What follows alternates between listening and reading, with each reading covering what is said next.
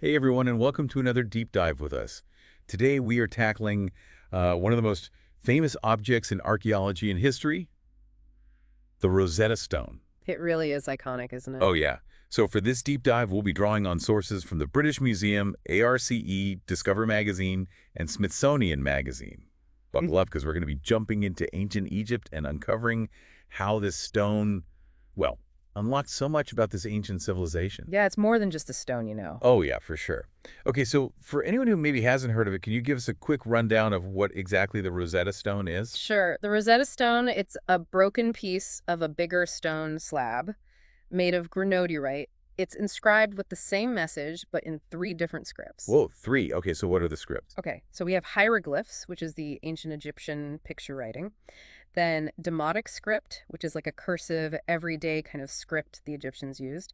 And then good old ancient Greek. So that's why was it such a big deal? It just sounds like a message in three languages. But that's the thing. Before the Rosetta Stone, nobody could read hieroglyphs. They were a complete mystery. So having that same message in Greek, which scholars understood, meant they had a way to finally decipher the hieroglyphs. Uh-huh. Like a giant code-breaking cheat sheet. Exactly. So it became the key to understanding all sorts of ancient Egyptian texts, like tombs, temples, and documents, all of which had been mute for centuries. So this one stone opened up a whole civilization for us. Wow, you got it. Okay, so I'm looking at the notes here. And it says the inscription itself is a decree issued in 1996 BC by a council of priests. Yes. And it was a decree in support of the then 13-year-old king, Ptolemy V. Wait, Ptolemy. Now I'm confused. I thought ancient Egypt had pharaohs, not kings, named Ptolemy. Yeah, that's where it gets interesting. Ptolemy V, he wasn't a traditional Egyptian pharaoh. He was from a Greek dynasty, the Ptolemies, who ruled Egypt after Alexander the Great conquered it. So Egypt was under Greek rule at this point. Ex So this decree is like a window into this young king trying to, assert his authority in a kingdom that wasn't originally his. Yeah, you could say that. I mean, imagine inheriting a kingdom in turmoil as a teenager. Rebellions, power struggles, it's all there in the historical context. So this stone really is like a time capsule, not just about language, but about power and politics in ancient Egypt. So what exactly does this decree say? Well, basically, it's laying out all the reasons why Ptolemy V deserves to be king. Boasting about his accomplishments, his supposed divine right to rule, and even his generosity to the temples. It sounds a bit like propaganda. Yeah. Well, it was definitely designed to win over both the Egyptian priesthood and the people. Clever. But okay. How on earth does a stone carved in 1996 BC end up in the British Museum in London? That's like, thousands of miles away? Yeah, well, it's a wild ride. Picture this. What? It's 1799. Napoleon's army is in Egypt. Napoleon. Oh boy, this is going to be good. And they are building a fort near the town of Rashid, which the French called Rosetta. Rosetta, like the stone. Yep. So they're digging the foundations for this fort, and boom! They stumble upon this inscribed stone. What a find. Total accident. But here's the thing. Napoleon, even though he was all about conquest, he brought with him a whole team of scholars and scientists to study Egypt. They were the ones who realized, hey, this stone might be important. So these soldiers were digging a ditch and accidentally dug up a key to understanding an entire civilization. Talk about being in the right place at the right time. I know. And it gets better. Oh, there's more. So Napoleon's stay in Egypt didn't last too long. The British defeated his forces in 1801, and as part of the spoils of war, they took the Rosetta Stone. No way. So the stone became like a war prize. Yep, it was shipped off to England and presented to King George III in 1802. It's been on display in the British Museum pretty much ever since, minus a brief relocation during World War I when they were worried about bombs. Wow.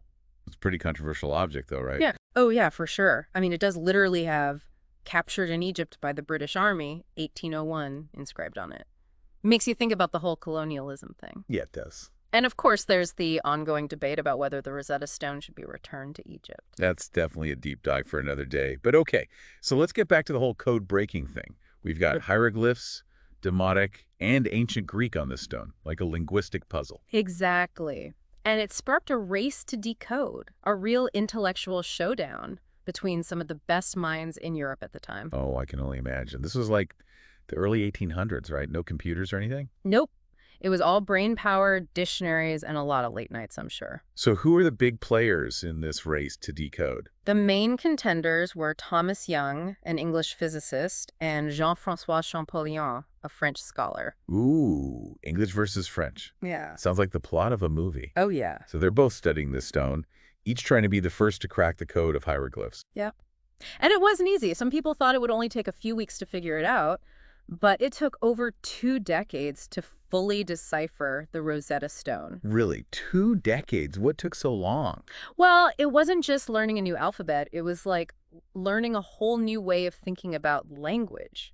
Hieroglyphs, they weren't just letters. They could represent sounds, objects, even ideas all at the same time. Whoa, that is a lot more complicated than just an alphabet. Yeah, way more. So where did Young and Champollion even begin? Well, both of them made important discoveries, but Young was the first to make real progress. He realized those oval shapes on the stone, the cartouches, those contained royal names, and he was able to figure out the phonetic sounds for some of the hieroglyphs in Ptolemy's cartouche. So he was the first to realize that some hieroglyphs actually spelt out sounds like letters. That's right, but it was Champollion who took it even further. Now, Champollion, he knew Coptic. Coptic. Yeah, it's a language descended from ancient Egyptian.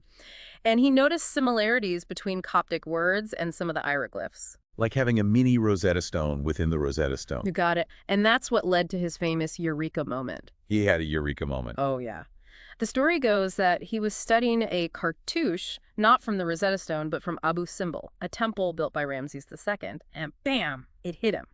He realized that hieroglyphs could actually represent the sounds of ancient Egyptian words. Wow, that's incredible. And apparently he ran to his brother's office yelling, "I've got it!" then promptly fainted. Uh-huh. Yeah. That's one way to celebrate a breakthrough. So this was it. Champollion had cracked the code, and the secrets of ancient Egypt were finally open to us. Yeah. In 1822, Champollion announced his decipherment of the Rosetta Stone. It was a huge moment for history and really the start of modern Egyptology as we know it. It's amazing to think that a single broken piece of stone could have such a huge impact on our understanding of an entire civilization. It really is. The Rosetta Stone is not just an artifact. It's a testament to human curiosity and our desire to understand the past. Well said.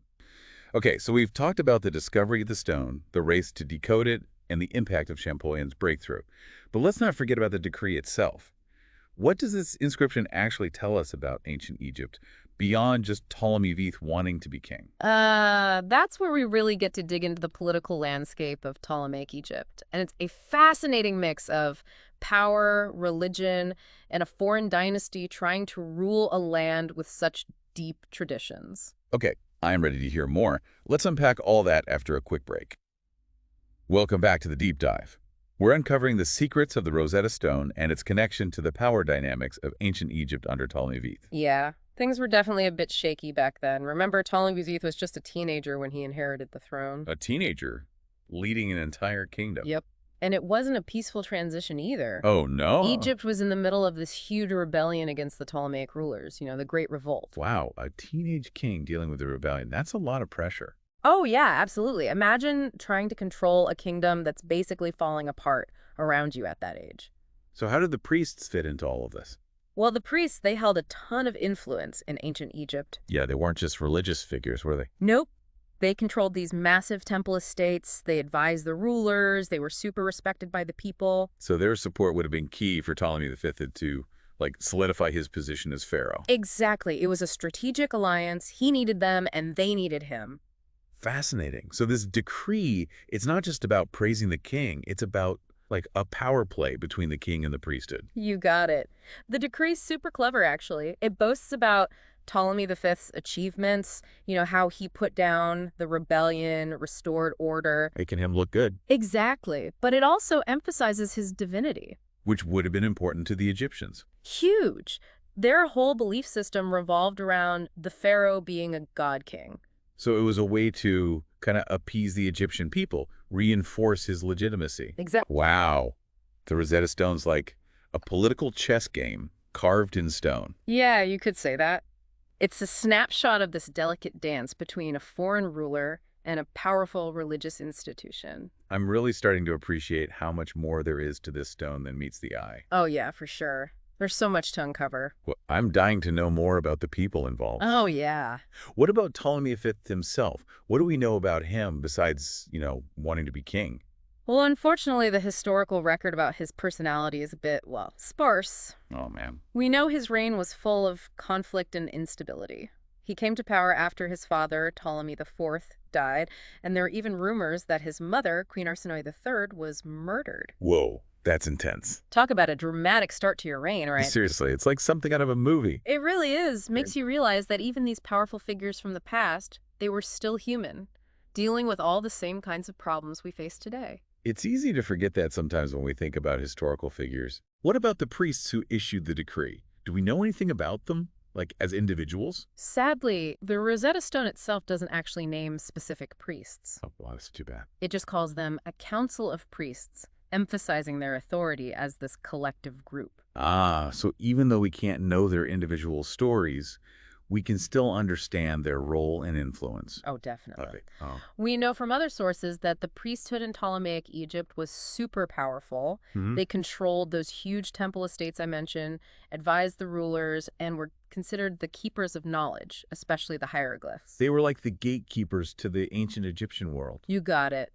So any ruler wanting to, keep things stable, maintain legitimacy in the eyes of the Egyptians, they needed the priests on their side. I bet those negotiations between the priest and the king were tense. I know, right? Trying to balance their own interests with those of the king and navigating those cultural and religious differences must have been quite the challenge. That's a whole other story we could probably deep dive into. Oh, definitely. Okay, so let's fast forward a bit, back to the Rosetta Stone's rediscovery in 1799. It's crazy to think this ancient artifact pops up during such a chaotic time in history with Napoleon running around Egypt. Yeah, Napoleon's invasion really was a turning point. I mean, for Egypt and for our understanding of its past, it's kind of ironic that Napoleon, Minister of Conquest himself, accidentally helped kickstart one of the biggest breakthroughs in Egyptology. It's funny how history works like that, isn't it? It really is. And I think it's important to remember it wasn't Napoleon himself who made the discovery.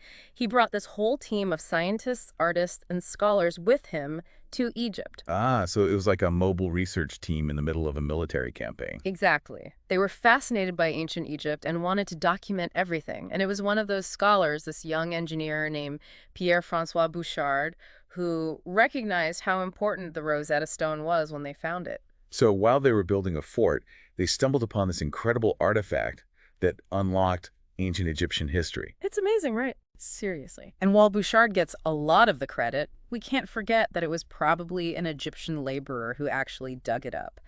Unfortunately, their name is lost to history. That's too bad. It's a good reminder that even the biggest discoveries often rely on the work of many people whose stories we don't always know. Very true. So once the stone made its way to Europe, scholars all over were scrambling to decode it. It was like a race to the finish line. Oh, yeah, it was a huge intellectual challenge. Let's talk about those key players, Thomas Young and Jean-François Champollion. Oh, yeah, those two. They were both brilliant, but approached the problem in totally different ways. Okay, I'm all ears. So Thomas Young, he was this incredible polymath. Oh, what? A polymath, like a Renaissance man. He was brilliant in so many fields: physics, medicine, music, languages. He could connect all these different areas of knowledge. Wow. So the guy who made discoveries about how our eyes work was also fascinated by ancient Egyptian hieroglyphs. Exactly. He just had this insatiable curiosity and this knack for seeing patterns that others missed. So how did he approach the Rosetta Stone? Well, he was super meticulous. He compared the Greek inscription to the hieroglyphs, focusing on those cartouches with the important names. And through careful analysis, he figured out the cartouche for Ptolemy. So he was on the right track. Oh, yeah. He even worked out the phonetic values of some of the hieroglyphs, but ultimately, he hit a wall. Oh, what happened? Well, he believed that hieroglyphs were mostly ideograms, representing ideas rather than sounds. So he was missing a key piece of the puzzle. Yeah, and that's where Champollion comes in. He was completely obsessed with ancient Egypt. Like dedicated his life to it. Oh, totally. And he believed that Coptic, that language descended from ancient Egyptian, held the key to understanding hieroglyphs. It was like that mini Rosetta Stone all over again. I know, right? And he was right. He took Young's work and went even further, realizing that hieroglyphs were way more complex than just simple ideograms. They combined sounds, logograms, and these things called determinatives. So he cracked the code. He did. Using his knowledge of Coptic, he figured out how to read the ancient Egyptian words, and that's how he deciphered the Rosetta Stone. That is incredible. What a moment in history. It's like suddenly this whole lost world opened up to us. Exactly, and that's what we'll talk about next. What did all this new information actually teach us about ancient Egypt? Okay, so we've decoded the Rosetta Stone. We know how it happened.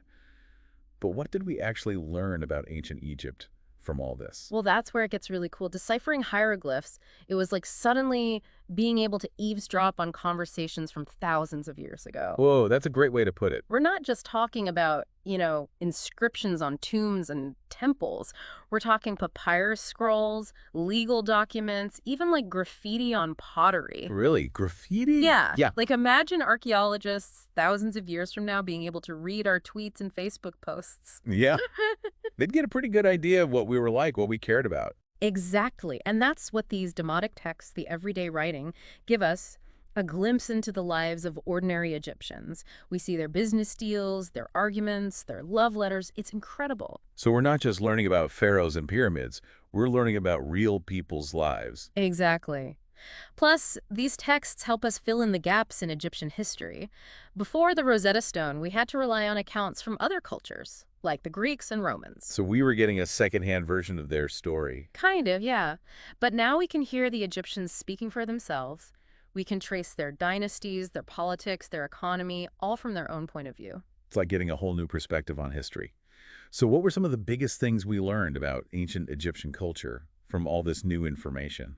Well, for one thing, we got a much deeper understanding of their religious beliefs. Like their gods and goddesses. Yeah, Osiris, Isis, Horus, all those guys, their mythology, their rituals, their whole worldview. Makes sense. Religion was such a huge part of their lives. Oh, yeah. It influenced their art, architecture, social structure, even their views on death and the afterlife. It was everything. So it's like the Rosetta Stone allowed us to not just learn about ancient Egyptians, but to really understand them, to see the world through their eyes. That's it, exactly. And the coolest thing is, the discoveries haven't stopped.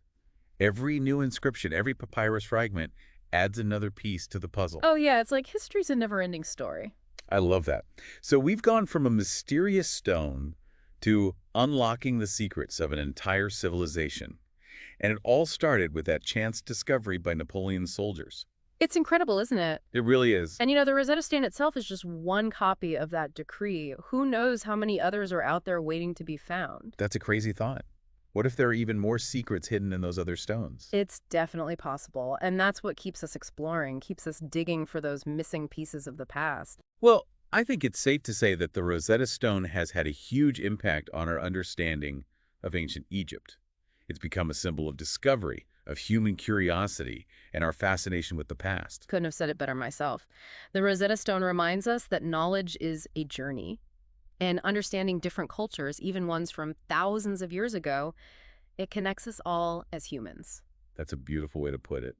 So we started with a single stone and ended up exploring a whole civilization, all thanks to the power of language and our desire to learn. I've had a great time diving into this with you. And for everyone listening, remember, this is just the tip of the iceberg. There's so much more to learn about the Rosetta Stone and ancient Egypt. So keep digging, keep asking questions, keep that curiosity alive. Absolutely. Thanks for joining us on this deep dive. Until next time, keep exploring and keep those brains buzzing.